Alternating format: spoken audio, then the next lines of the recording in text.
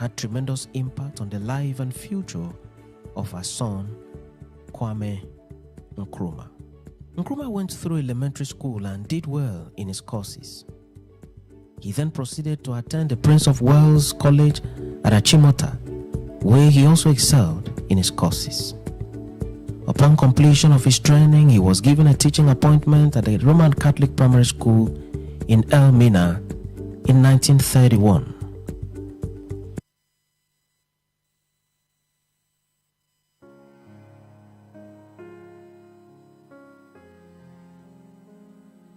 It's April 1972.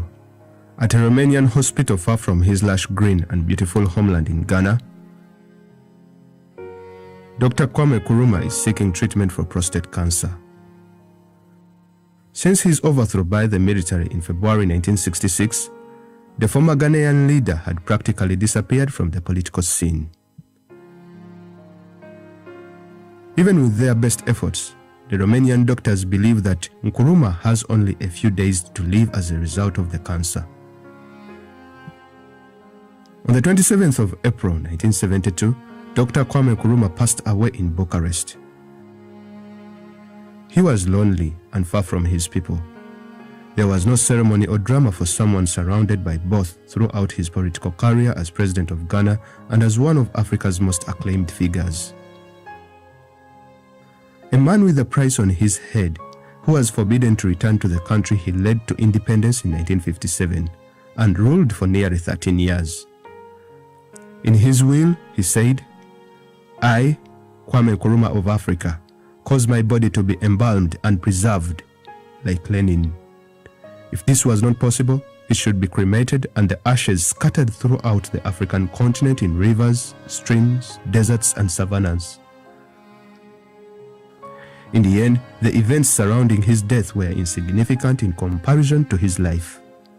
However, they did lead to one of the least known stories about Nkrumah. This story focuses on the battle of Nkrumah's body.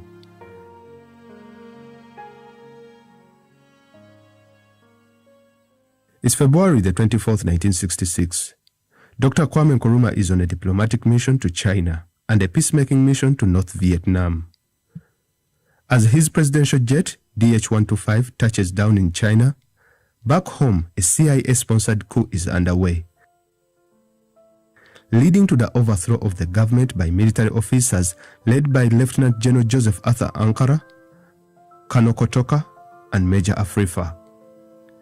The junta names itself the National Liberation Council and ruled as a military government for 3 years.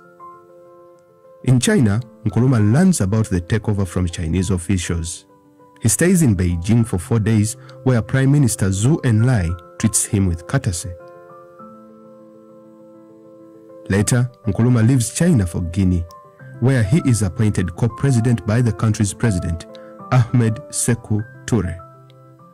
Although the position was largely symbolic, it nevertheless had symbolic significance. You see, the complicity of the West in Nkrumah's overthrow was widely suspected in Africa. As a result, most African leaders kept their distance from Nkrumah, fearing that associating with him would bring the Western wrath upon themselves as well. By affiliating Nkrumah to himself, Toure sent the message that the ideals that Nkrumah upheld made it worth the risk to support him. Following his overthrow, the Ghanaian junta also struggled to stabilize the country. In January 1972, Ghana's military junta, led by Colonel Achempong, overthrew the Prime Minister Kofi Busia while on a trip to Britain for medical treatment. Nkrumah's declining health caused his hopes of returning to Ghana as president to wane. He flew to Romania for treatment in August 1971 and died there on the 27th of April 1972 at the age of 62. In response to the question of where to repatriate Nkrumah's body, the easy answer would have been to Ghana, right? Well, the body was flown back to Guinea, accompanied by Nkrumah's friend Kojo Bosio. There, President Sekou Toure proclaimed 3 days of national mourning and set the 16th of March 1972 as the day of the funeral. The action of repatriation marked the beginning of the battle over Nkrumah's remains. If the Romanians had sent the body to Ghana, maybe none of this would have happened. On the 29th of April 1972, Nkuruma's body arrived from Bucharest with hundreds of thousands of people lining the route from the airport to Conakry's center, with the coffin draped with the Ghanaian flag and not the Ghanaian one. It took the procession 2.5 hours to reach the People's Palace, where President Toure waited, surrounded by members of the National Political Bureau and other high Ghanaian officials. The following day, Nkuruma's wife, Madame Fatia Nkuruma, arrived from Cairo with their 3 children. At the airport, she was greeted by Sekou Toure's wife and a number of officials before being driven to the presidential palace, where Sekou Toure received her. After visiting the People's Palace, where her husband's body lay in state, Ms. Nkuruma retired to the president's summer residence. On the same day, delegations flew in from many African countries, with Radio Conakry announcing that Fidel Castro, the Cuban prime minister, would arrive, and called on all party members to greet him enthusiastically as the leader of the Cuban Revolution and as one of the greatest warriors of the progressive world. During the address at the People's Palace, Toure spoke for 1.5 hours discussing Nkuruma's life from childhood through his last days in Guinea. He discussed Nkuruma's studies in the United States, his role in the early Pan-African movements in London, and his rise to power in Ghana, which culminated in Ghana's independence from Great Britain in 1957.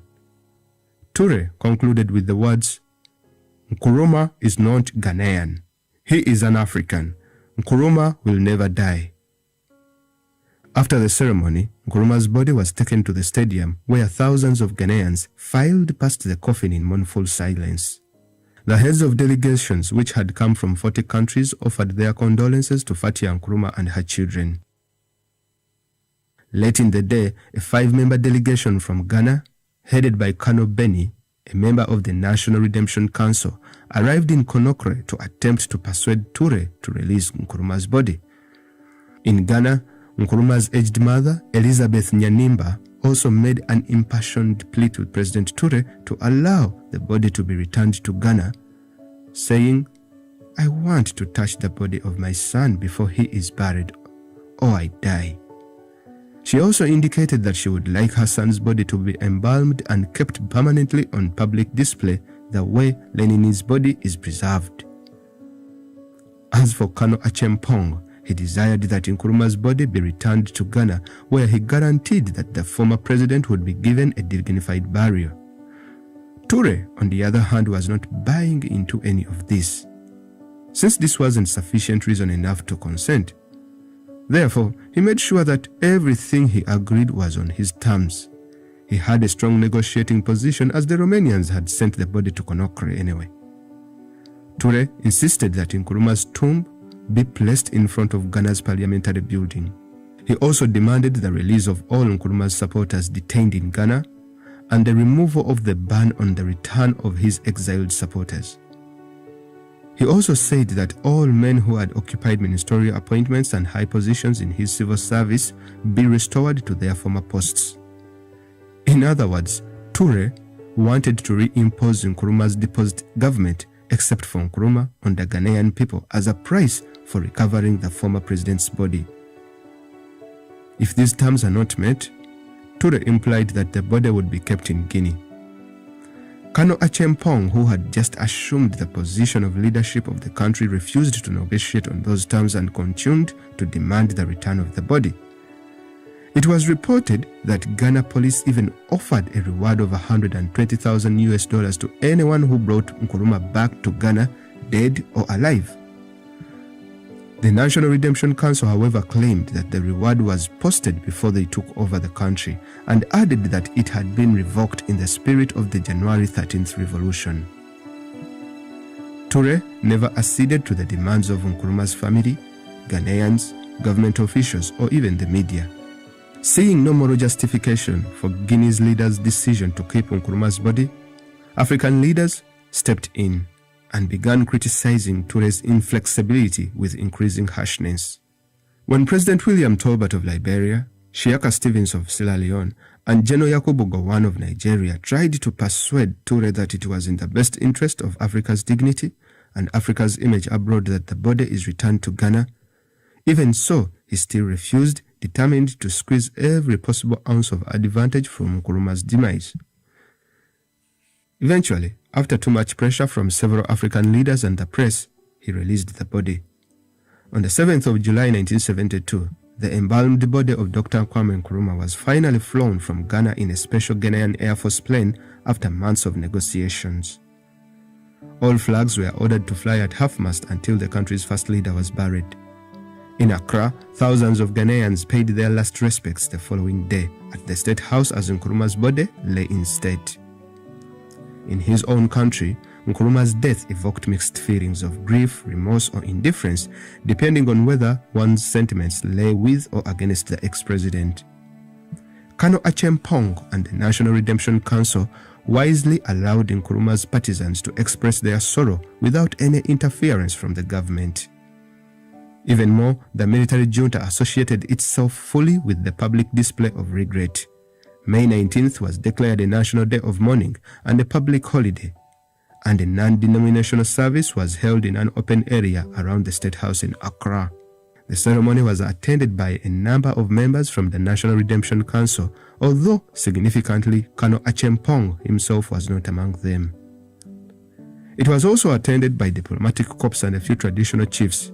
In addition, there were several thousand persons from all walks of life, from barefoot peasants and market women to persons who had held high office under Nkrumah.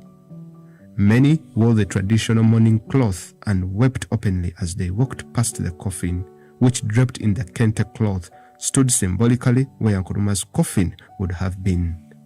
His body was finally flown to his home village in Nkroful, where he was buried in a vault. After 20 years of his death, Nkrumah's body was again exhumed on the 1st of July 1992. He was reburied at a mausoleum in Accra, built on the same grounds where he declared Ghana's liberation on the 6th of March 1957.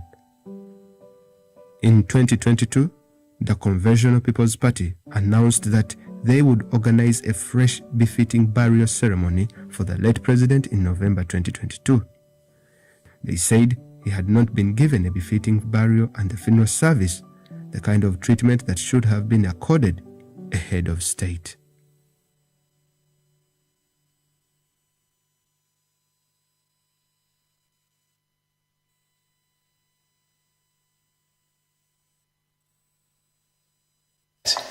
This lecture, which has to do with my studies of Islam for the last 50 years, with the lecture that was given before about Darwinism, whether it's scientific or not, whether it is religious or not. And in fact, I found out that Islam in the 7th century already spoke about natural selection.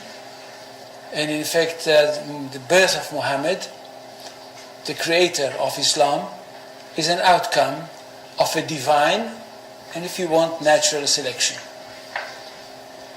In Arabic, the name of Muhammad, Muhammad's got many names, but one of the most important names is Mustafa.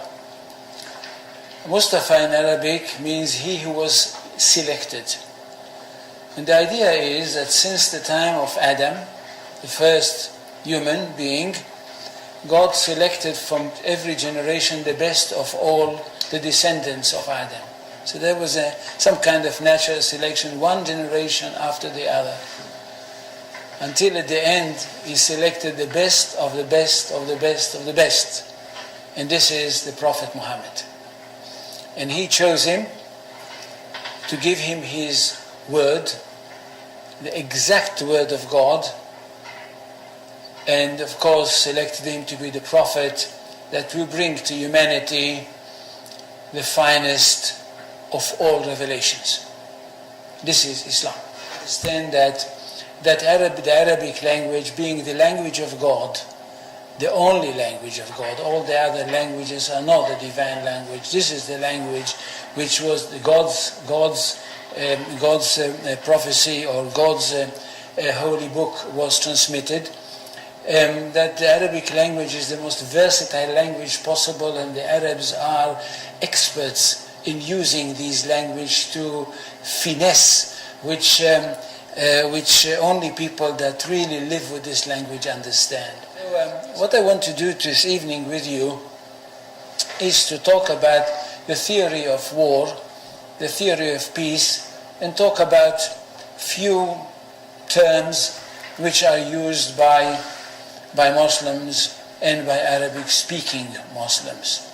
Now, there are many Muslims in the world. We're talking about 1.25 billion people in the world. We're talking about a huge quantity of people that are Muslims in the world.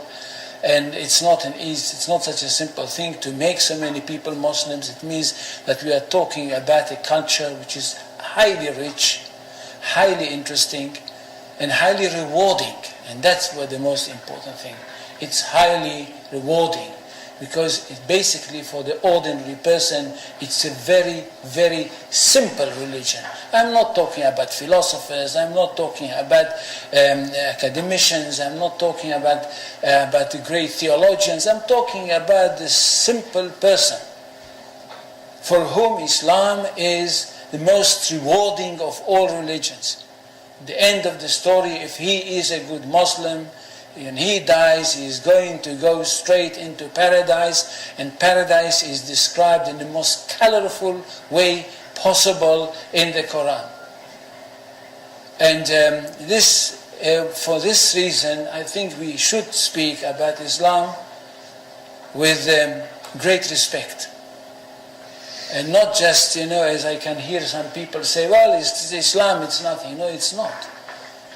And it's not a simple thing that a person like me and others like me in the academy, in fact, dedicated their life for the studying of this culture. Now, Islam is not a religion in the ordinary, simple way of thinking. Islam is a culture which comprises everything. And most of all, it is a culture based on revelation, and it is a culture which is based on a legal system. It is basically a legal system. It is a legal system which comprises everything. It comprises the life of the individual, it comprises the life of the society, it comprises the state. That's one thing. Secondly, it is a world religion. It's not like Judaism, which is not a world religion. It is connected with the chosen people and it's only for them. And it's not connected with the territory of the world, it's connected with one small country. Islam is a world religion connected. Yes, greetings. We're there with you. I bring some education and some insight. Now, my brother just said that the Prophet Muhammad, peace and blessing upon him, is the author, but he's not. He's the one who was given the Quran. So he's the bearer. The Quran don't have an author or publisher or all them something there. It doesn't have that. So we're going to give you the fullness of that lecture another time. Another time. But what we want to do now really is make you understand that when we are play in Kuma, it's not to say that we ain't got nothing to play, or we want people to understand that that's how far in relation to colonialization we were. But in common now, it wasn't about allowing the British to stall, to move like snail and frustrate and intimidate his people and those who have organized themselves in relation to governance. Because if you did not pass the test, of the colonial body, you are not going to be acknowledged for independence. And even then, you haven't got a clue on what it is that they're looking for. So sometimes you're right up there, but some of the institutions, they're saying that you haven't put them in place. And then later on they turn around and tell you that your parliament or your constitution, the whole constitutional aspect of it will be determined by them. So it's been rather frustrating, but with Ghana being the first, a lot of lessons can still be learned and should have been learned. But a lot of our brothers and sisters, mostly our brothers, did not support him. And once Ghana was acknowledged, whilst they were doing what they were doing to seek independence, they were looking for a total independent Africa. Now, that's one of the major concerns of England, because Nkrumah allowed them to know the speeches and so on. So that actually hurt the progression, because they knew what the intention were. And many of the brothers removed themselves, disconnected themselves from him because of that. And because of the pressure that the British put on them, and the French, all the other people them that was occupying Africa at the time. So I'm saying we should learn from that. And then we should also look at Al-Mawali and things that we can look at and say, well, you know what, there's some errors there. And that's not condemnation of anybody. Education is information, is a tool to which we should learn from, all peoples. If you have built something, a watch, and, you will test it, and it will go through a whole heap of test, because you want the second hand to work,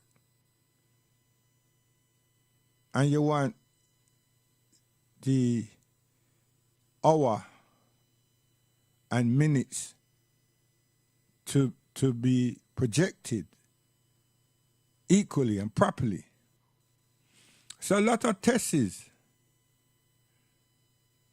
This is education. And we have to know who our company is. Who our allies? No. Who our company is. Who our brothers and who our sisters are. And not everybody that say them are Pan-African is your brother or your sister. See, we have a whole heap of Rufuses.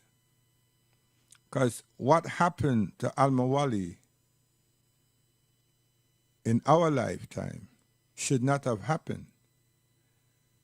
What happened to Nkrumah should not have happened. And there are many others. We will bring them, because the time for moving forward is no later than now.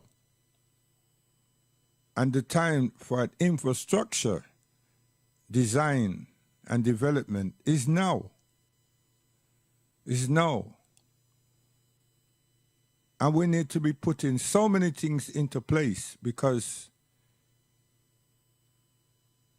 they do not want to acknowledge us and the new guards, the new administration are hell-bent and determined not to recognize reparation, slavery, and repatriation. They're not. They're not. And we've missed out on Charles. We should have got Charles before him get crowned. Charles is going to be a thorn in Africa, side, back, and front, because he's also the head of the Commonwealth. Did you not understand that? So, we have a lot of work to do. And may I say, God help us. Now I want to take you all the way into Ethiopia. This is history. This is a classroom. This is university. So all those people who call themselves Christian and everything else. I have to say that, you know. I didn't have to, but, you know. Pay attention.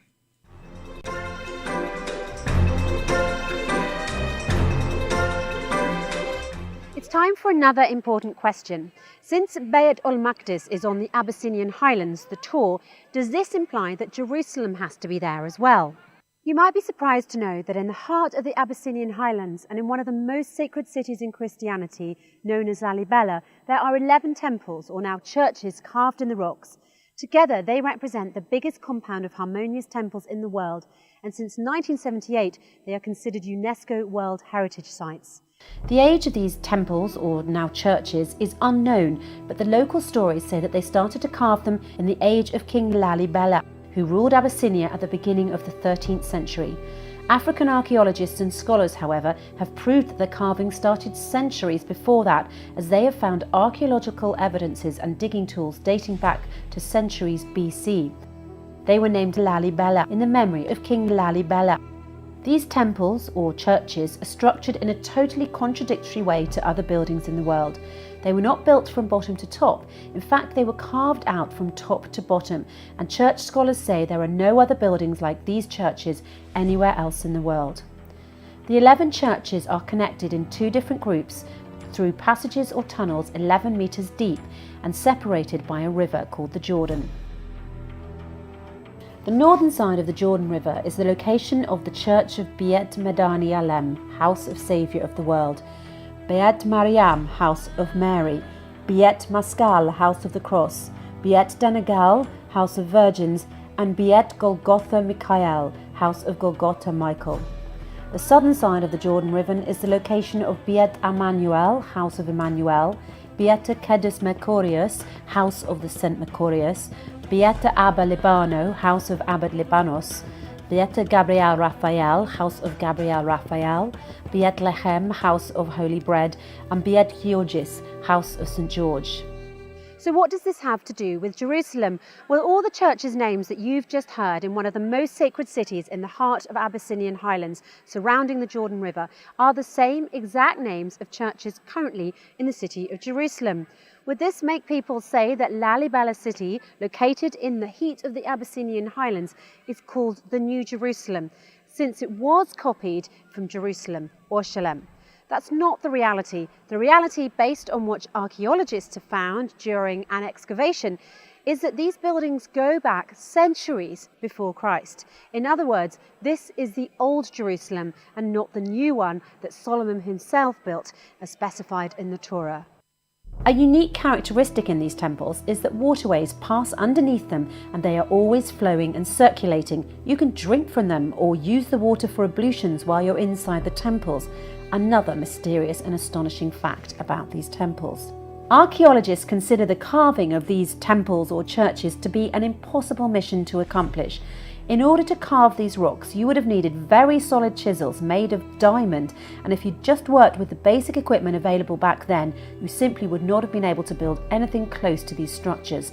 The Abyssinian rumours say that the angels descended from the heavens and built the temples under divine orders, and indeed, the archaeologists say that these structures are superhuman.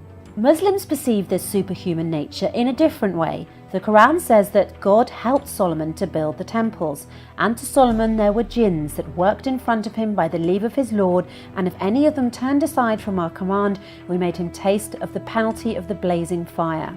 Since such structures are considered to be impossible or beyond the capability of man, then a better explanation is that Solomon built them because he's the one who made Jerusalem, as stated in the Torah. As for current Jerusalem, there are no superhuman temples there that would exceed the capabilities of a human in any era. The way these temples were carved in the rocks is miraculous, with every single detail shaped in a very unique way. It's interesting that all the structures and temples were built in cubical shapes carved in the rocks, and what's even more surprising is that the front wall of every single one of these cubes is facing the northeast in a perpendicular form to the Kaaba. They're all perpendicular to the Al-Yamani corner of the Kaaba, similar to Bayt al-Maqdis or the Yeha temple. This proves the verse in Holy Quran which says the first sanctuary appointed for mankind was that at Bakha, means Kaaba, a blessed place, a guidance for the peoples. These temples in Jerusalem, in the heart of the Abyssinian highlands, have been the centre of pilgrimage for Abyssinian Christians since the very old ages until now. They differ from Coptic or other Christian denominations in that during their pilgrimage they wear white, exactly like Muslims. Interestingly, they also do not eat pork, and, as mentioned before, their prostration is similar to Muslims. It's worth noting that the pilgrimage to the churches performed by the Abyssinians took place even before the revelation of Islam, because in Surat al-Fil it tells us the story of the army of the Abyssinian Abraha that was commanded by the Abyssinian king at the time to demolish the Kaaba so that people would not perform pilgrimage to the Kaaba and would stay away from it and would instead go to Abyssinia. He wanted to confirm to the Arabs at the time that Abyssinia is the Qibla, direction of prayer, and the centre of pilgrimage is not the Kaaba in Mecca that was surrounded by idols at the time. Another important piece of information is that Christianity entered all Africa, including Egypt, through European colonisation of the African continent, but Abyssinia was different as Christianity was there before Europe. Now let's summarise a few things we've learned and apply them to what we know to make better sense of this knowledge. Since Israelites are from Bedouin Yemen, the southern Arabian Peninsula, they're a dark-skinned population, which establishes that Jacob and Joseph also had dark skin. And since Moses was born to Israelite parents, then Moses was dark-skinned. Now Bayt al-Maqdis, Jerusalem and Bethlehem are on the Abyssinian highlands where Moses settled with the Israelites, and then Jesus, who was sent as a prophet to the Israelites after Moses was born in Bethlehem in Abyssinia. This establishes that Jesus was dark-skinned, born to Mary, a dark-skinned mother. Jesus was not a European person with blue eyes, straight hair and Caucasian features, as featured in many of today's churches. It's obvious that all those prophets, including Jesus, had very dark skin and their hair was black and curly. They had a southern Arabian, Abyssinian type of feature because, as the Quran said, offspring one of the other and God is hearing, knowing. And another verse, God chose Adam, Noah, the family of Ibrahim and the family of Imran above the nations, offspring one of the other and God is hearing, knowing. Jacob, Joseph, Moses, Jesus all shared the same language, which is the South Arabian language spoken by southern Misr, Abyssinia and Yemen. Since all the prophets come from the lineage of Adam, these are they on whom Allah bestowed favours from among the prophets of the seed of Adam. Then do not forget that Adam is the father of humanity and that scientists have proven that the Abyssinian highlands is the cradle of humanity, as they found there the very first human being to walk on the surface of the earth. According to DNA tests, they prove that the origins of humanity were black. Interestingly, the only prophet who had lighter skin was the prophet Muhammad, because he was not from the southern area, he was from the northern Arabian Peninsula. And his language was the Fusha Arabic, which was the language of the north. Can we further prove all this? Go back to the verses of Surat at-Tur, by the Tur, and the book written in organised lines on an unrolled goat skin, and by the house frequented, and by the roof exalted, and by the Bahr kept filled, or the large body of water kept filled. And let's search in the Tur or the Abyssinian highlands for the book written in organised lines on an unrolled goat skin. You will find the secret in this book. In the heart of the Abyssinian highlands, the Tur, and inside of the city of Aksua, now called Aksum in Tigray, the oldest Bible on earth has been discovered. The writing is organised in fine letters in the Abyssinian language Giaz, a South Arabian language, as if it was written by a typewriter, and in beautiful colours as if it was written recently. While its pages are straight and not flipped, the pages of the Bible are made from dried goat skin, or rek as it is called in Arabic. This is very significant because the skin of the goat, or rek, is an organic material that contains carbon atoms which can be recognised by radiated carbon testing to clearly identify the age of the document. According to these tests, it is the oldest Bible in the world, dating back to 330 AD, or more than 2,000 years. The local monks believe that this book holds magic properties. It has been preserved as one book without any damage or deterioration to the beauty of its writings and colours over time. Despite the Italian colonisation of Abyssinia and a fire in the church, the book is still perfectly preserved. You'll find in this book 3 important pieces of information. First, the Jerusalem Temple is located in the Abyssinian highlands, the Tur. The theologians Judas Mackenzie and Francis Watson have deciphered the oldest Bible, the Bible of the Abyssinian highlands, the Tur. And while exploring the pictures in the Bible, they came across a very famous one that's present in every Bible throughout history, the picture of the Jerusalem Temple. And to their surprise, this picture of the Jerusalem Temple is the Abyssinian Temple. The picture of the Abyssinian Temple is well known for its square, wide-framed blind windows subdivided by a cross that are later found on the rock-cut churches at Lalibela. And the windows on this building are similar to Aksumite and later Ethiopian architecture. However, it's notable that the columns do not have the Attic bases used on their frames and in Roman and late antique architecture on Corinthian columns. Rather, close inspection reveals that they have plain, stepped bases. It's a unique structure to the Lalibela Abyssinian temples, and the picture included the waterways that are passing under the Jerusalem temple that look identical to the real one. Second, in this book, which has been proved by carbon dating to be the oldest Bible on earth, is a picture of Jesus as a dark-skinned person with curly dark hair, and not the Caucasian that is present in many other churches. Also, the pictures of Mary show her as a dark African woman, different from the pictures of Mary elsewhere. This piece of information is also proved by forensic medicine in a study performed by a specialist in medical drawings and forensic medicine, Richard Neve. He examined 3 Semite skulls for the Israelis using the latest in medical scanning technologies.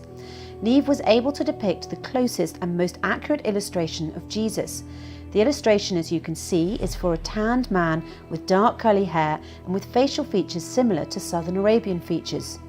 So since there have never been any actual drawings of Jesus discovered, scientists are calling this the most realistic drawing of Jesus ever created. Third, the journey of the Holy Family started from the south, from Abyssinia, passing through Sudan by the valley of the Nile up until it reached Asyut in Egypt as we know it today. The Holy Family established the first worship place, which is now known as the Church of Miriam in Deir al-Marek in Asyut.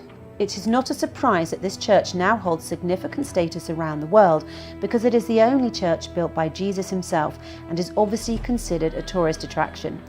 The Holy Family lived in Asyut for 6 months and 10 days, which is considered the longest time they spent in one place during their journey in Misr, which means Egypt plus Sudan, and until the Abyssinian highlands where the river Nile originates. The essence of the problem is replacing Misr in recent Bibles with Egypt as we know it today. Hence, the journey of the Holy Family had to follow the borders of Egypt, which restricted the journey to start at Palestine, passing through the Sinai Desert and northern Egypt, ending in Asyut, and a return journey from Asyut to Palestine. It also becomes difficult to comprehend how the Holy Family managed to travel through the hardships of the deserts in Sinai and Palestine on the back of donkeys, instead of believing that they'd had a seamless journey along the Nile Valley, passing through greenery and fertile lands with abundant water and crops in their paths from Abyssinia all the way to Asyut. The Vatican's narrative around the Holy Family's journey from Palestine to Asyut might not be as convincing as the story documented in the oldest Bible, written more than 2,000 years ago and preserved in the Abyssinian highlands, the Torah. This book, which has been proved by carbon dating to be the oldest Bible on earth, states that the trip started from Abyssinia all the way to Asyut and back to Abyssinia. Precisely, it stated where it ended at the land of Tana in the Abyssinian Torah. The one common thing between the story of the Vatican and the one in the Bible is this place where the Holy Family stayed, in Asyut, for the duration of 6 months and 10 days. However, if you search on Google Earth, you will find that the front wall of the Church of Mary in Asyut is perpendicular to the northern corner of the Temple of Yeha, Beit el-Maqdis, where the Ark of Covenant was preserved in the city of Aksua, now called Aksum in Tigray. Following this tradition, churches everywhere are supposed to face the Temple of Yeha. The fact that the Bible that is preserved in Abyssinian highlands, the Torah, goes back to more than 2,000 years ago proves that it is the original biblical source. All the current translations to different languages were done from a Greek Bible, which was originally translated from the original Hebrew Bible. That said, the Southern Arabian language in which the oldest Bible has been written is way older than the Hebrew language. It is the language of the first humans and first civilizations. Another argument that is worth reflecting upon is that in the West we use Jesus to refer to the Christ, but its true origins come from the Arabic name Isa, not from the Hebrew names Yeshua or Yesua. The name Jesus is only around 400 years old. Simply the origins of Jesus in Greek is Iesus, and this is the name written in the Old Testament in Greek. The letter J has been added recently to the English language, in the 15th century, and all the popular nouns that start with the letter I and or Y have been changed to the letter J.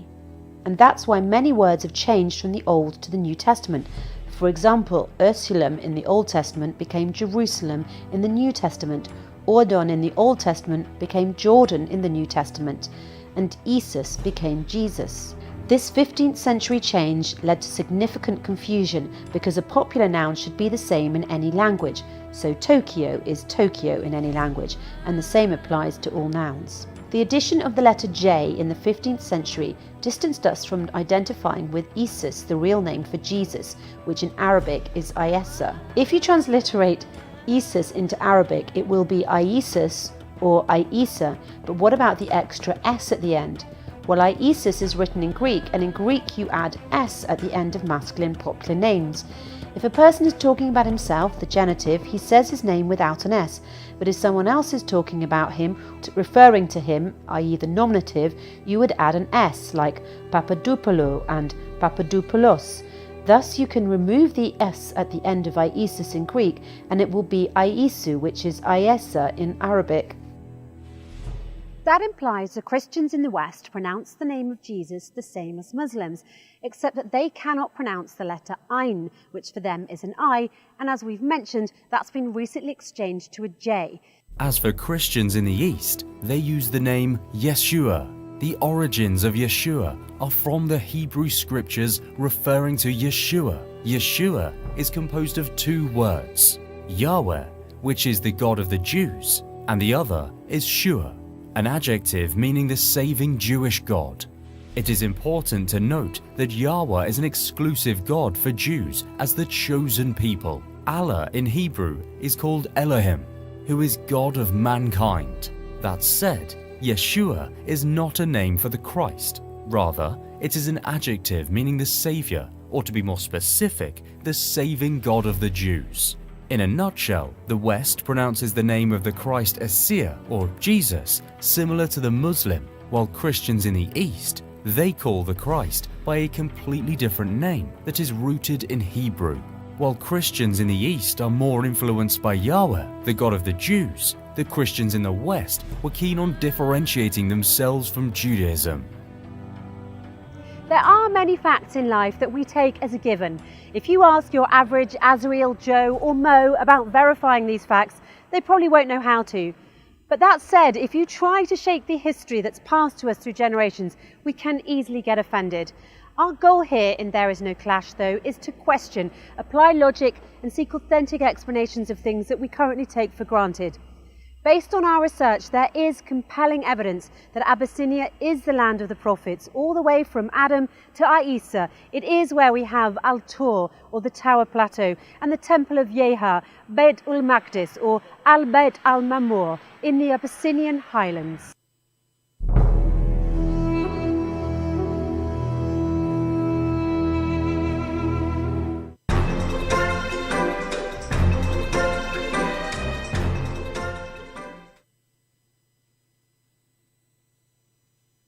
Yes, so you have seen Jerusalem, you've seen Ethiopia. Yeah, I give you some facts, you know what I mean? You might say that we are say it's facts, but to another person, you know, we know them thing there. Hold this.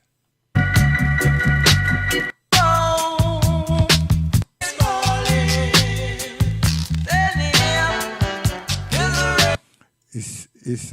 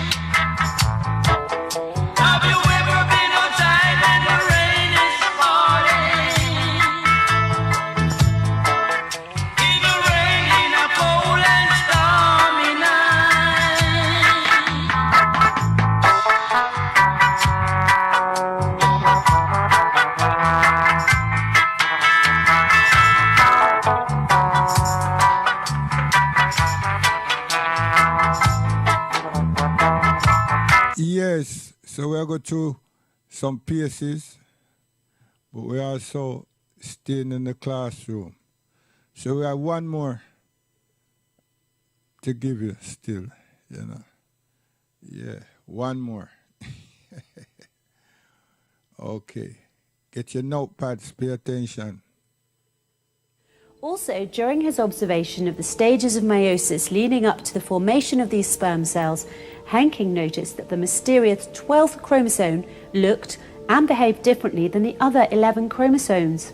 Accordingly, he named the 12th chromosome the X element to represent its unknown nature. Interestingly, when Hanking used a light microscope to study egg formation in female grasshoppers, he was unable to spot the X element. Based on his observations, Hanking hypothesized that this extra chromosome, the X element, must play some role in determining the sex of insects. However, he was unable to gather any direct evidence to support his hypothesis. More than a decade after Hanking's work, in 1905, Nettie Stevens surveyed multiple beetle species and examined the inheritance patterns of their chromosomes.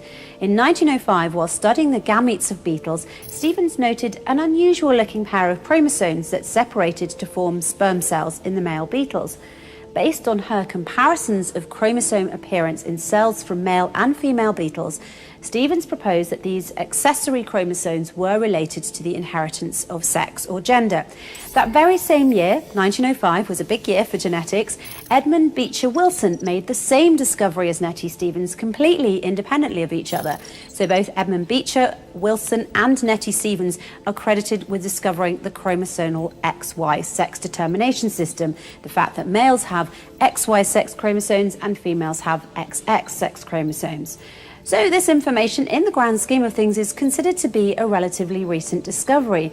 However, the incredible and almost unbelievable part is this. The Holy Quran, 1400 years ago, and with amazing accuracy, stated that the sex of human babies is determined by the sperm.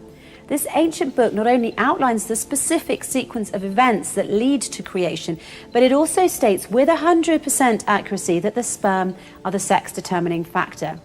God says in the Holy Quran, He has created both sexes, male and female, from a watery bit of the semen which has been ejected. The term watery bit of semen in the verse above is referring to the sperm component of semen. Now, there have been some who've said that the ancient Egyptians predicted how the creation process worked even before the Holy Quran was sent down. While this may be true, but most likely is a myth, ancient Egyptian wasn't translated until the last century, while the Holy Quran made its statement 1400 years ago. The Egyptians were using hieroglyphics for 3,400 years until they died out about 1,600 years ago in AD 400, when the Rosetta Stone, an ancient artifact that became the key to understanding Egyptian hieroglyphics, was discovered in 1799. Attempts to decipher it began. But it was only in 1822 that Jean-François Champollion, a French scholar of ancient languages, announced that he had succeeded in reading the hieroglyphics and cracking the Rosetta Stone by using the Greek language as a guide. This very nicely proves that Egyptian hieroglyphics were not deciphered during the 7th century, the century of the Holy Quran. So in conclusion, the Holy Quran is the only ancient book that states specifically that the sex determination is caused by the sperm and that the sperm determines the sex of every baby. From 1400 years ago, a scientific fact which was later discovered by Edmund Beecher Wilson and Nettie Stevens only in 1905 when they discovered the chromosomal XY sex determination system, namely the fact that males have XY sex chromosomes and females have XX sex chromosomes.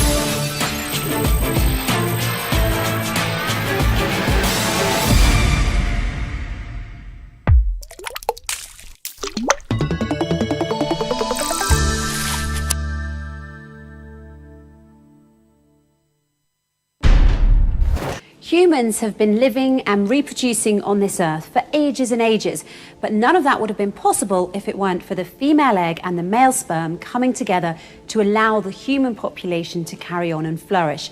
It's a well-known fact that without the female egg and the male sperm coming together, humans have been living and reproducing on this earth. Yes.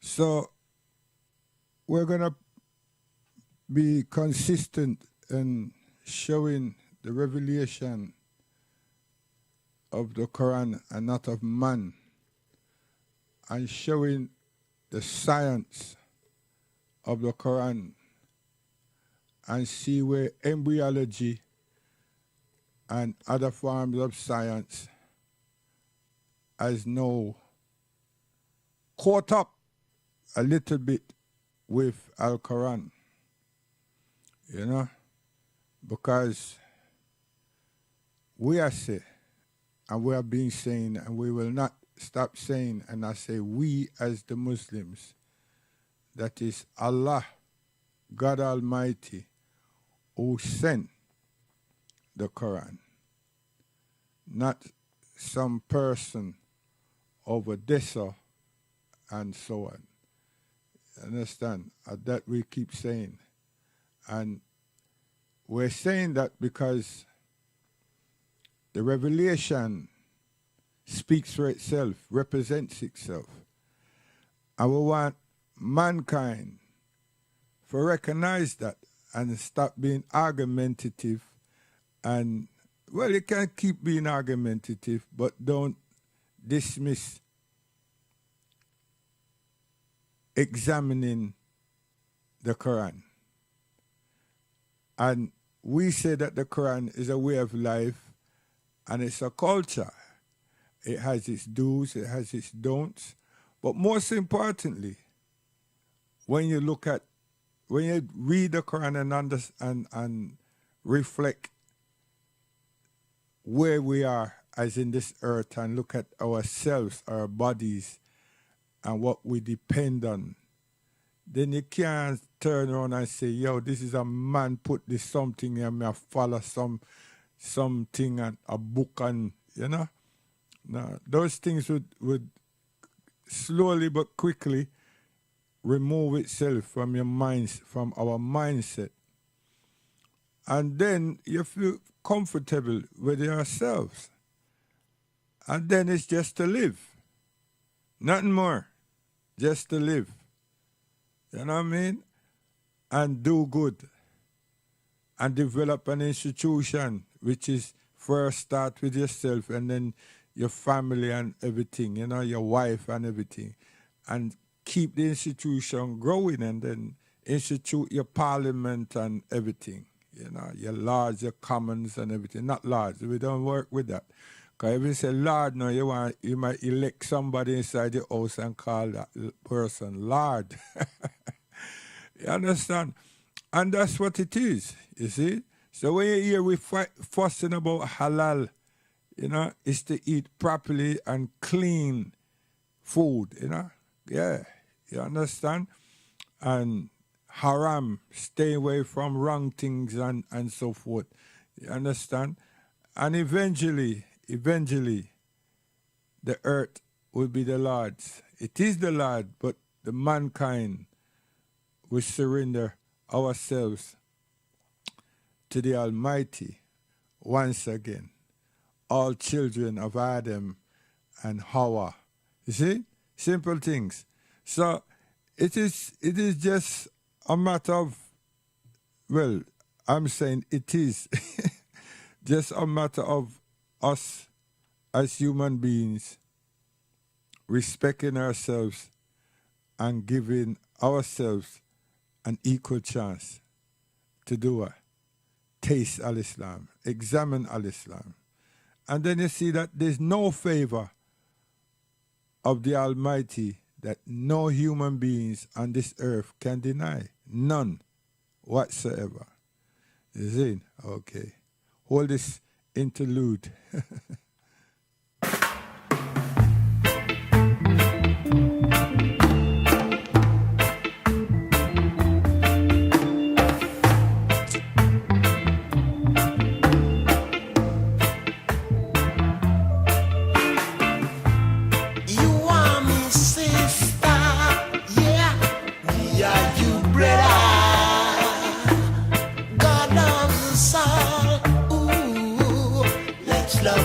other.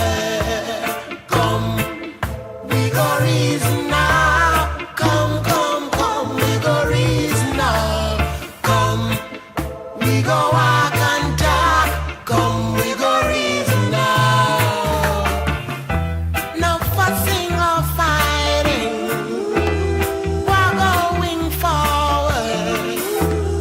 We are no warrior, but we are conqueror. Come, we go reason now. Come, we go reason now.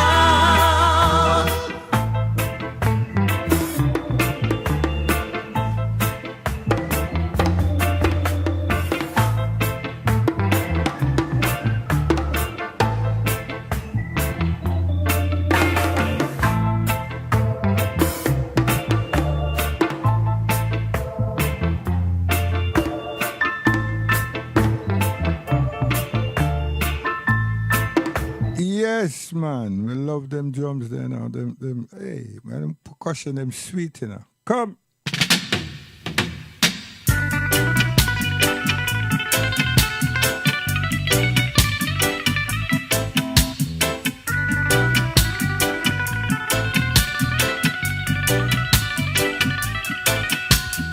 I wouldn't like to be there. No, I wouldn't like to be no in this number. It's a familiar number. Kind of people in this number. It's a familiar number. Kind of people. 80 million careless Ethiopians. 80 million careless Ethiopians shall go down. I wonder how much people actually know anything about Jerusalem. But what we were told, which did happen, is about the Crusades. And then when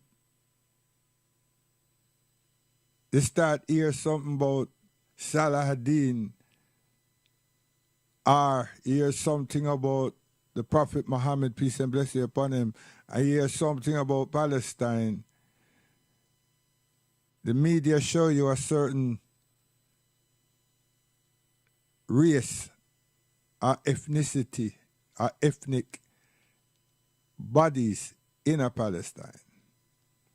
But the intifadas, the early intifadas before Yasser Arafat and these people, you were seeing Habashi, if you did know or were paying attention.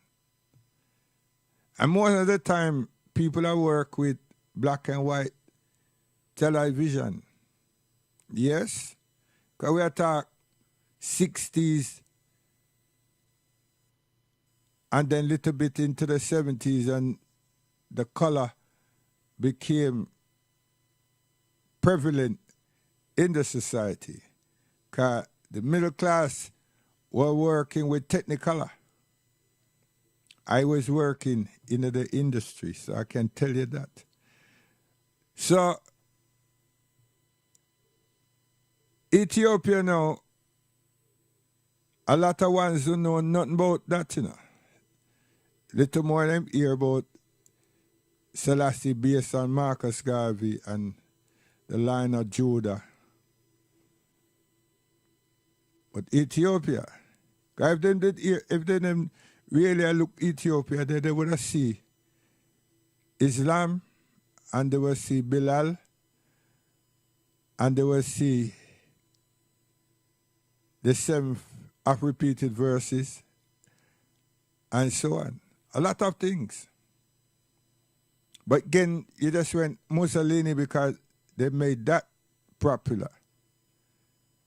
But then you don't, a lot of ones don't know nothing about His Imperial Majesty leaving Abyssinia and go to the second Jerusalem, and then Britain quickly went and snatched him up and bring him here. Oh yes, From once them find say that him land is in Jerusalem, the secret services and everybody, them just went and snatch him up and bring him straight to England. Owner say, but yes. So there's some homework for those Rasta historians. And I hope your historians are not just disputers without checking.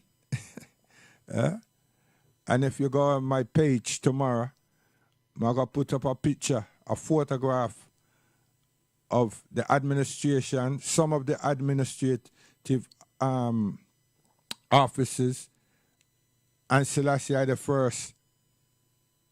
in Jerusalem before the British got there and grabbed him and bring him here. What was that about? You have to know history. Not know history, you have to know Ethiopian culture. And know that he was making a statement that he didn't get to make. And Britain captured him, and we have to use the term capture now, because them just hijack him and bring him straight here. So what they were going to be doing and saying right there didn't get done. See? And whenever people think about Italy, England was in Abyssinia before the Italians. England was taking what they want out of literature, out of Ethiopia. England, this a country. See? And they want the people them to follow their perceptions after that. England. See? So why is the Pope, the Catholic, are coming to Mussolini flexing muscles and everything? England was already in there, Victoria was already in there long. Because you have to ask yourself, look at the carnation and see, and stop getting so hot up because all nations for bow. No, hold on, man, relax. We weren't dealing with no all nations. England invite the rest of them. England became pivotal. And you have to ask yourself, how come? And England insists on Menelik being arrested. Yes, they didn't exile him. They lock him up. Work with that, because some of you now getting vexed by the second. Wash your hand, man. and use your right hand as a center, and then wash your face. I tell you, after that you can drink too. Watch and see how it's done, you know. Proper things, man. This is Islamic. This is African, but it's Islamically led, you know, across the earth. People are suey. And them are giant we know. And we're going to control this earth. Check it out. So, His Imperial Majesty, understand what happened to him. Understand the things that those people did do. And then ask ourselves a simple question. Yeah? What is it about us?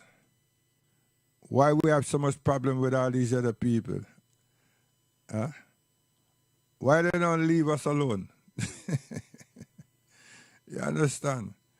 And now, why is it that there's so much problem all across North Africa? And stop trying to say it was like this before. Stop it, man. If you look upon history of the continent before slavery, you see Islamic kingdoms. You see kingdoms, beautiful kingdoms in Africa. What you're failing to acknowledge, that most of those kingdoms were ruled by females, women. But the rest of them, a lot of them is Islamic Muslim. It's not Muslims that you're supposed to turn around and say, yo, what happened? Them Arab, because if it was swords and not that it wasn't swords too, but if it was slavery, how is it that we run kingdoms? And then if we took ourselves into slavery and there was 10 million of us, 10, 15, 20, 30 million of us, you mean that we made them all into eunuchs? What is it that those people did? What did we do with them? Make them eat sand and turn them into eunuchs. What did we do with them? You see the people them that said that Egypt was built by slaves. Why they can't show the civilians, the population of Egypt? The population of Egypt look like us. So they refuse to show that. But at the same time, them said that the Israelites were the ones who built it because they were enslaved. So when them gone now, what did Akhenaten and all these others that come after, what were they doing? Question, simple question, you know. What were they doing? And where the general population went? That's what I said. We need to ask England a lot of things. Because England who shaped North Africa, you know, England and France. And why is it at it? Look at Brazil. Brazil was like Australia. And then them bought us there. Slaves. Yam, vegetables, cane, cotton, and so on. But they bought some pale-skinned people from around the Mediterranean and some other place to be the governors of the place, to be British consuls of the place. That's what happened. And there have been so much problem when some of those same people, especially the females, elope with us. And even today in modern time, you not see the Africans, not that we're not there, but they marginalize us. So if we're a good footballer and they chose us for Santos or Corinthians or for the national team, you see us. But the greater population, which is us again, that's in Brazil, they do not show us.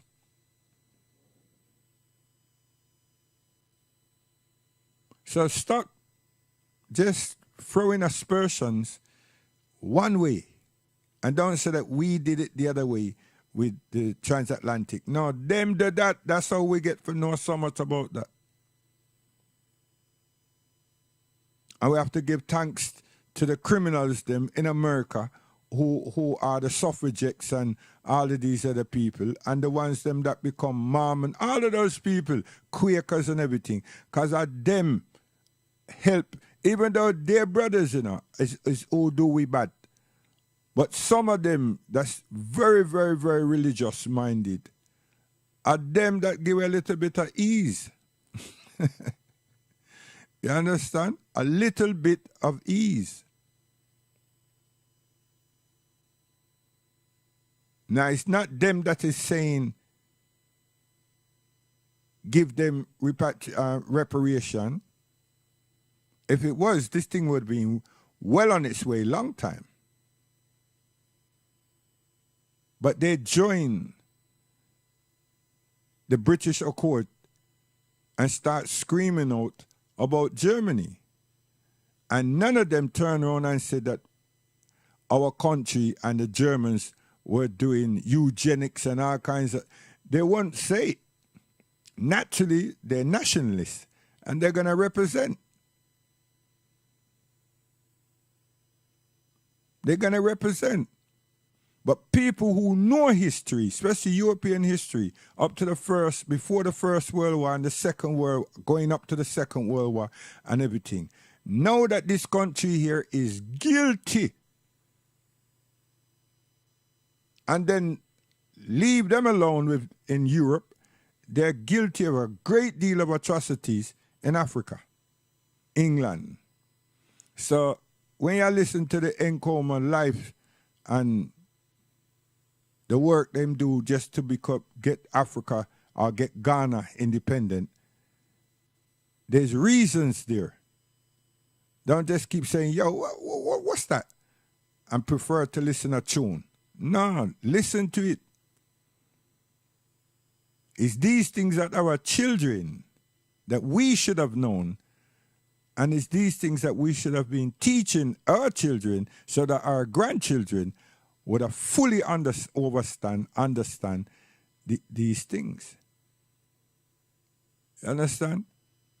So that's why we keep playing sports and entertaining our fundamental humanitarian enemy, because we're not moving anywhere but the cemeteries. Just like them, but they're having a longer innings than us.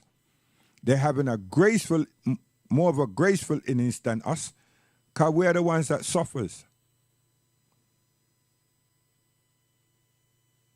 We're the ones that suffers.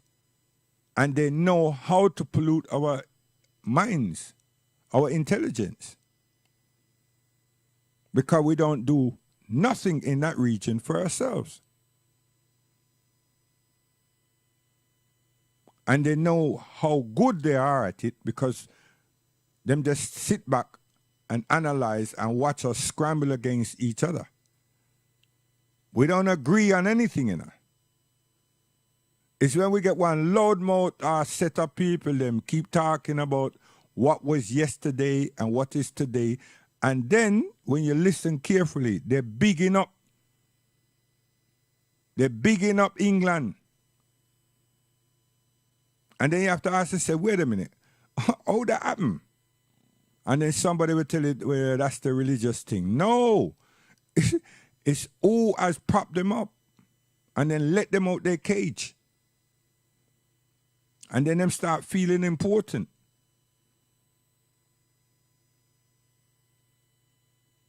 You go up on YouTube now, you see a whole heap of black man and some woman address massage Christianity and all kind of other thing. And they don't talk nothing about humanity and they don't talk nothing about us getting on track as human beings.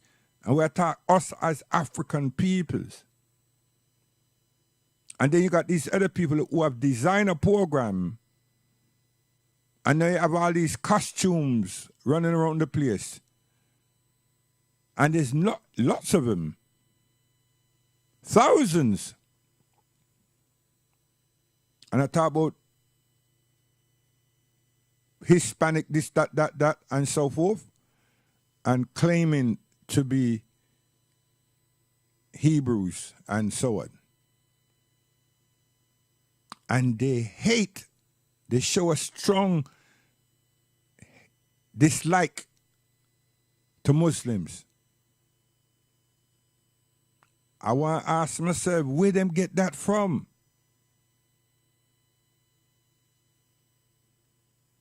So that's why those people who say religion causes problem, now they will get a chance to say, yeah, see it there? And it's not there now. It's somebody who have been working and then put a group of people together and the structure decide to say, yeah, let's work with that, and they fund them. Because the elder nation of Islam is there and they're not as big as them and they're not as bold as them and they don't come out like them. They just swarm the place. Whether the leader have a wig on or what, him have him ear not up now. Every trend that the young people them is running, Jay-Z trend, he's in it. And them go to Africa quite a bit. Or is it that he's using the multimedia platform and it would appear that he's in a studio in Africa with some of these people talking about whatever?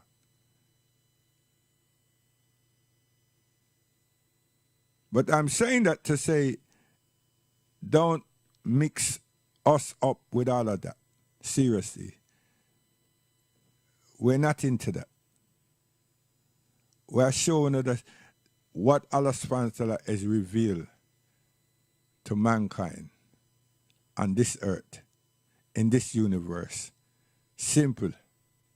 And nobody can change it. Cannot change it. You have to accept it and say, listen, you know what? That's something they're real, you know. You understand? And we always say that the proof is in the pudding. And it's not the pudding to look at. Yeah? You can see it, you can smell it, but you have to taste it too. You understand? And then there's more where that come from. Yeah. So when I say to you that we offer communion, you know, where I say, examine it. Al-Islam, the Quran. You understand? The Quran. That will make up your mind for you. If we did upon some religion thing and some fraudulent thing and I join some club and everything. Now, we're not join no club. You see? And Muhammad, peace and blessing upon the Prophet of Al-Islam, is not an imposter. You understand? And if he's an imposter, of whom would he be imposting to or from? You understand? He have no associates with anything but Allah subhanahu wa ta'ala. See? And anything that he has said of himself can bear fruit constantly. You understand? Him not play cricket, neither him kick football, nor basketball. But him know how to deny gravity by the will and the commands of Allah. Yes, man. Him go up into the sky, you know. Oh, yes. You think so? We human beings supposed to be able to walk upon sea. Water. Yes. But the Prophet, Allah subhanahu wa ta'ala, took him up. And not only that, he moved him from one place and carry him to another place, which is the Al-Quds, Jerusalem, from Medina. And then from there, sir, upstairs. You see? So, the basketball man, them, they're the ones that do the hovering for some milliseconds and everything. But since Michael Jordan, we don't have nobody out there that can stay upstairs for any given time. You understand? So I'm saying that for the crackers them, you know, the black crackers them, to know, say, listen, and the Prophet never sing either. You understand? So he never come with no song and magics and everything to persuade anybody, because it's not his. It's not his. So he didn't need to use any form of entrapment and anything for people. He just had to tell them, La ilaha illallah. Simple. And him never promote himself, you know, because him never say Rasulullah sallallahu alaihi wasallam, Muhammad Rasulullah, that I am the Prophet and Messenger of Allah. Him just say, La ilaha illallah. You know how long? 7 long years. See? Just making us to understand that it's Allah who are guide with, Allah that send this thing in my chat boat. You understand? So we love it. And we will not stop loving it. May Allah subhanahu wa ta'ala allow that to happen. So we are breeze off again, you know.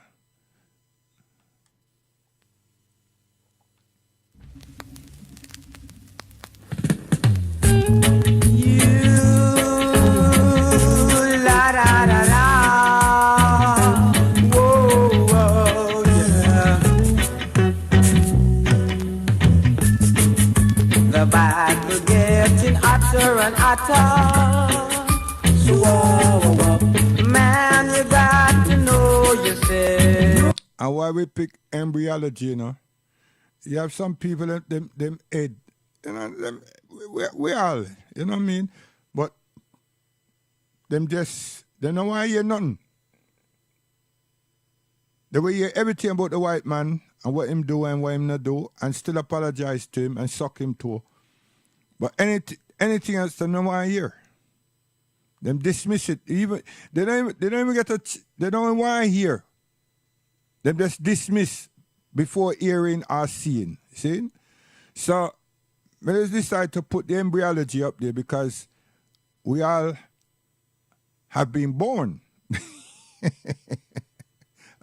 We come from a congealed clot of blood. We all have been born. So the Creator showed how we were born, or told us how we were fashioned, not born, how we were fashioned in the womb and what took place and everything. You understand? So the smart person now will turn around and say, yo, you know what? But them can't see that. He would love to see that, but him can't see that. Because yesterday, him know what I am projecting, and not even that them know. You understand? So him can't say, yo, you see Muhammad now, he was there in 18 something, so by that time we done have this already, and him just copy it and put it in for him book. Can't say that. And the Quran is not like the Bible. Every minute somebody say, no, we don't like what that's saying now. Look, we're old now. We can change it. And we add something inside there to make people them feel say, yeah. And that's what these people who are the authors and scribes of the scriptures called the Bible, that's what they do. But they can't say that about the Quran. They can't say that anything, because the Quran don't have an author but Allah. So they can't turn around and say, yo, hear what? Them Muslim people, them Arab people, with all the money that them have from the oil and everything. And let them fix that thing up, man. Them a make it like that. And even a child will say, no, they can't. Even though them have all the money, they can't do that. They couldn't do that. Because this is before. The people without money did not know. And we who are at school and university and we who are doctors and everything, those things we are just getting to understand, and what they're saying that's happening inside the fallopian tube and everything, we're only seeing that through these cameras that we've been, so, and we're not even getting all of that. We're going in the vagina, but we're not getting all of that, what he's talking about. What their book is saying. Because we would have to keep that woman there forever. And that camera inside of her. And examine, keep things going day after day, second after second. So we're not even up to that level of seeing the journey of that sperm, let alone examining or seeing that gum, that congealed clot. We've seen clots of blood in the human bodies, but that congealed clot that brings about and how the bone is formed. So I brought that there. And maybe I can bring that to the attention of people, because if there's anything to convince anybody before we go to the water. Yes, water. You understand? It got to be ourselves. It's got to be ourselves. Now, anyone who's rejecting, vigorously trying to reject, then you're not a racist, but you're seriously prejudiced. And especially if that person or persons are African heritage, something wrong. There's an ailment in of us. May I tell you? Something wrong. Definitely.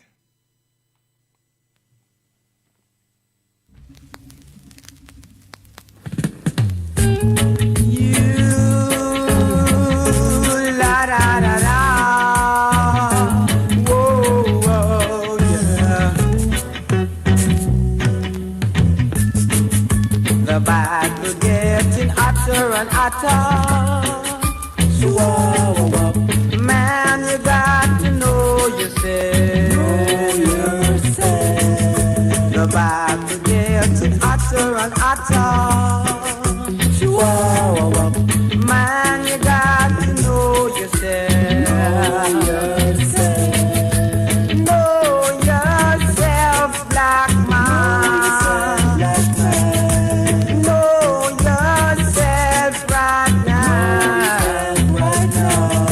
Now is the time, black man, that we must all live as one.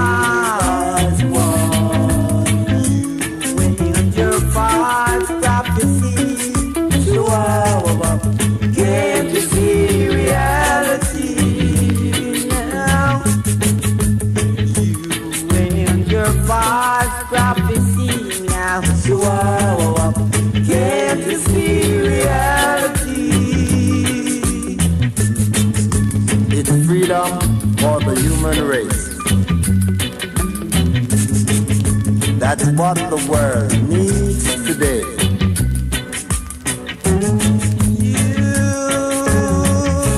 La da da da, la da da da.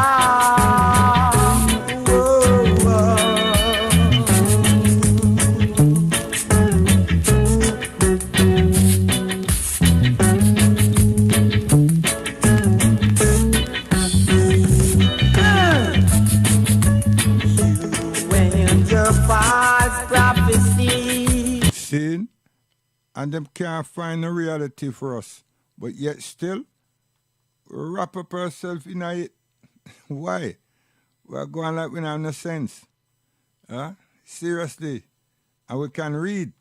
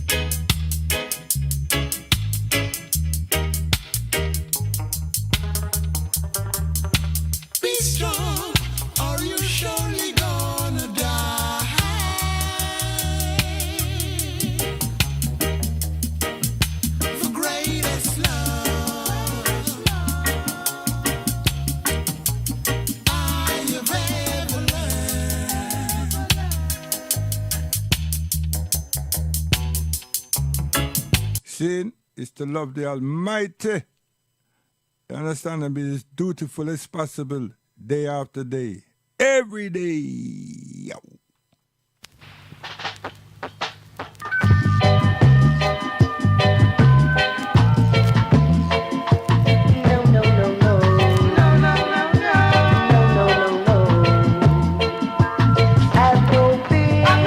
Yo, Marcia, come before me go there. Before me go down store. Yeah, hold this. Pray.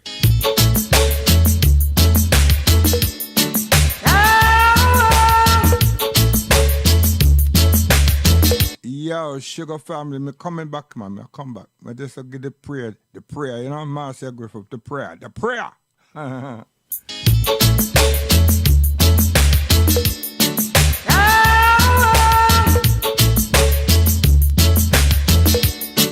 Sing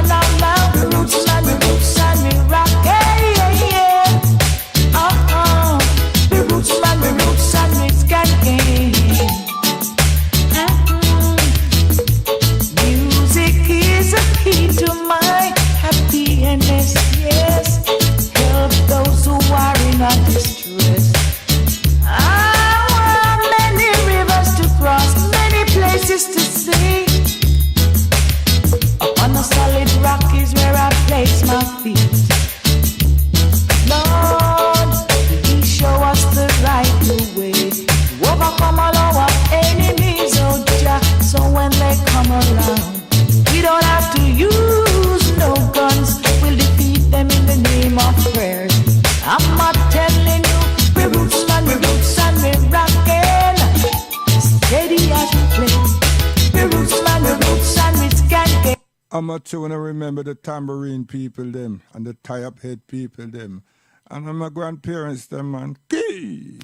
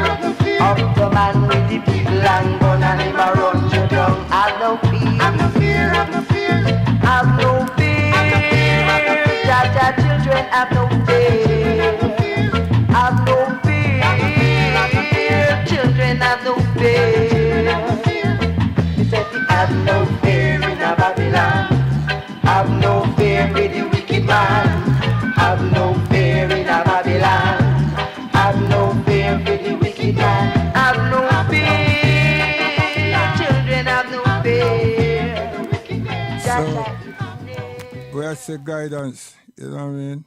Gone again.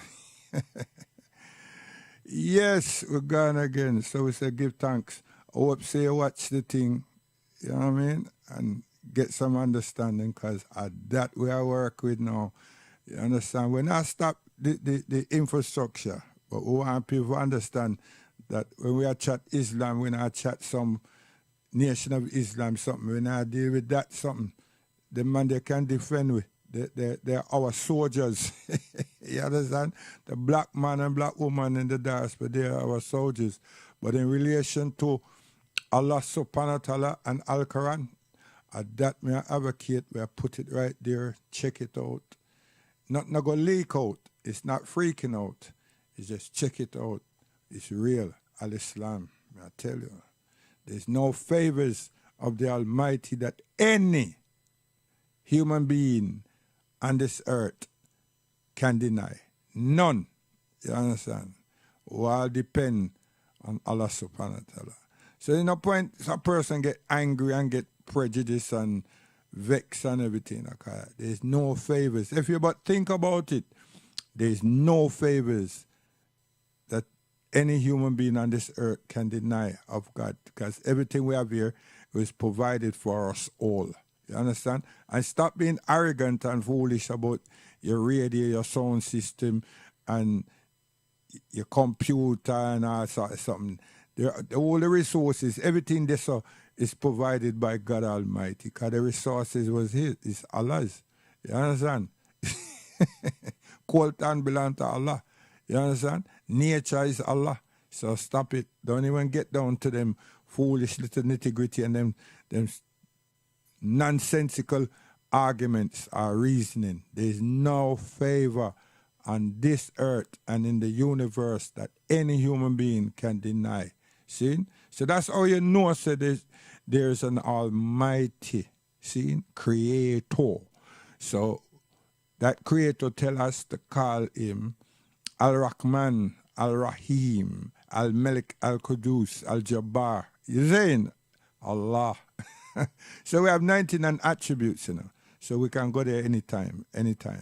Hold this gun, guidance, one love. We work with slice of the cake and we don't want no fear. See, we have no fear. Sugar, yeah, joke, I tell you. So now we want a slice of the cake, you understand me? Okay.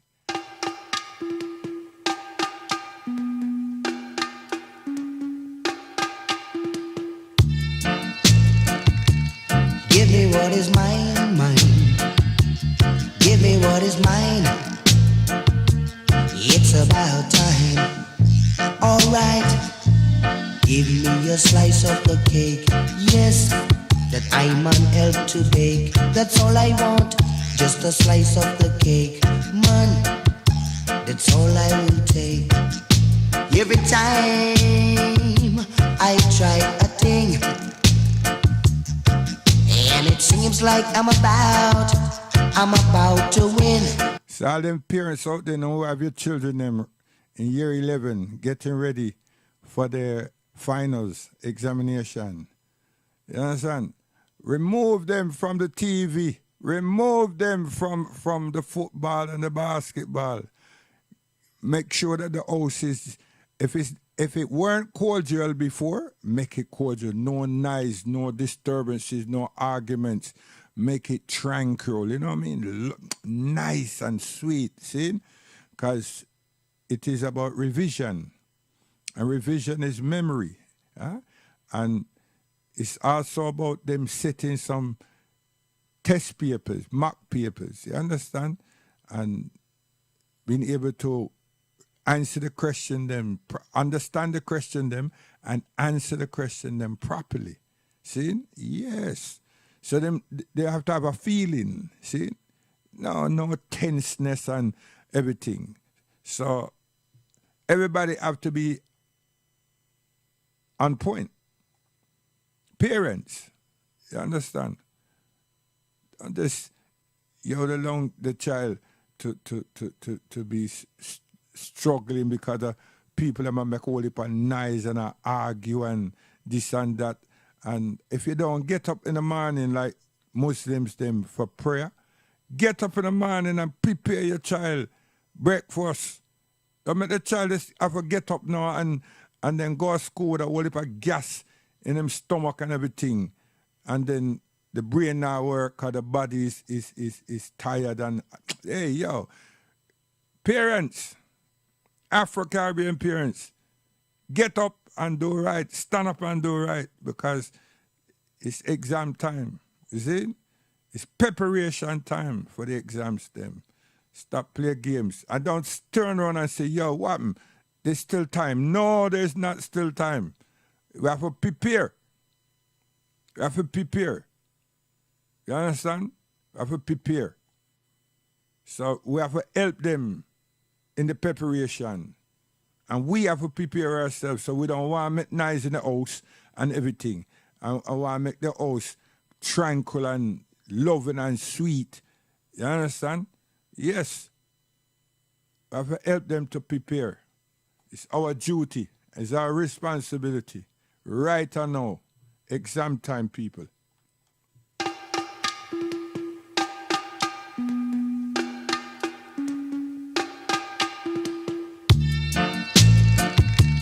Give me what is mine, mine.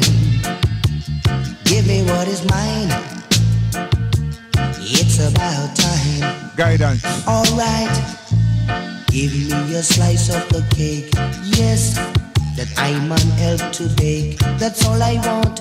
Just a slice of the cake. Man, that's all I will take. Every time I try a thing,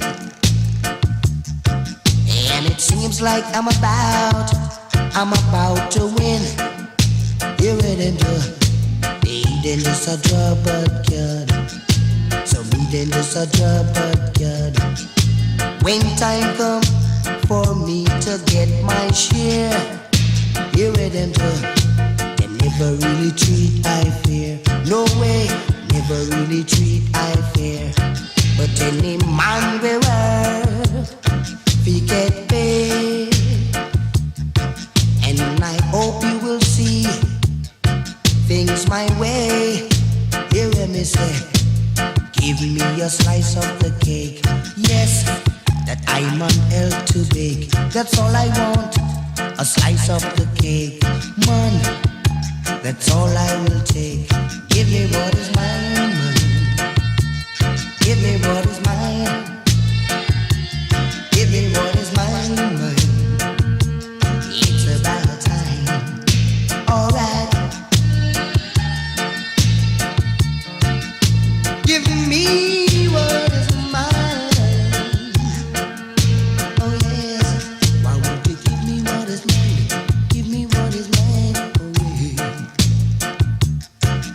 Someone him want to drop boof, while the next man way down there him a drop tip.